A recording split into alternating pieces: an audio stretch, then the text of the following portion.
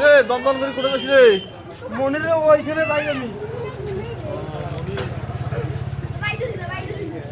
মনির টাকাটা কই বন্ধু আমার? আমি তো কইছি না কিছুদিন পর দেবো টাকাটা। তুই আমার কাছ থেকে এক সপ্তাহের কথা কয়ে টাকা নিছিস 3000 টাকা। আজকে টাকা তো 6 নিছি। মাস হয়ে গেল। ঠিক আছে, আমি টাকা নিছি। আমি তো বলছি যে আমি কিছুদিন কিন্তু আমার টাকা হাতে লাভ ব্যবসা করতেছি। বাণিজ্যের অবস্থা খারাপ, আমি তোমাকে করে দেবো টাকাটা। আমি তো বলি নাই। না না তুই আমার কছিস আমি দোকানটা শুরু করছি আমার টাকাটা এক সপ্তাহ করে দেস তুই আমার টাকাটা এখন 3 মাস আমি 6 তো মাস হয়ে বলছি গেল। যে কিছুদিন পর তোর টাকাটা দেবো। তুই 10 জনের যদি মানুষক নিয়ে আসছিস টাকার জন্য আমার এখন কাছে। তুই টাকা দিবে না এখন? না, আমি তো টাকা দেরি হবে, এখন আমি টাকা দিতে পাবো না তো। আচ্ছা মুই তো মেশিনে নিয়ে যাম তো তুমি মেশিনটা বাবা কেমনে খা। নিশ্চয় দেখি না আমি। না না দেখ, ওরা তুই মেশিন মেশিনে এখানে। যাম আজকে। হ্যাঁ? না না মেশিনটা- তুই মেশিন নিয়ে যাম। মেশিনটা এ চাচা তোরা এখন আমি 3000 টাকা নিছে আমারটা এক সপ্তাহ ধরে আজকে 6 মাস হয়ে গেল আমাকে টাকাটা দিবেন নয়? আমি তো বলি নাই যে কিছুদিন পর দেবো, আমাদের অবস্থা খারাপ আমার।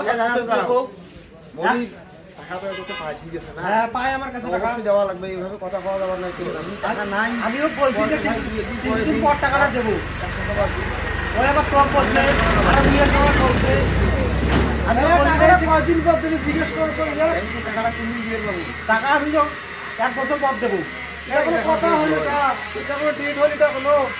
যদি 1 বছর পর নেস তাহলে আসি নেস আমার কাছে, আর যদি না নেস তাহলে তোর নেওয়ার দরকার নেই, টাকা ছাড়িয়ে আজকে দে। তাহলে আমরা থানা যাবো জিডি করার জন্য। যা তো যা ইচ্ছে করিস, যা। জিডি করার দরকার নাই তো। যা যা খুশি করিস, যা। বাংলা ব্রিজ নিয়ে আমার লাভ আছে এটা কোনো যা তো, যা খুশি করিস, যা। মোর সাথে আয়।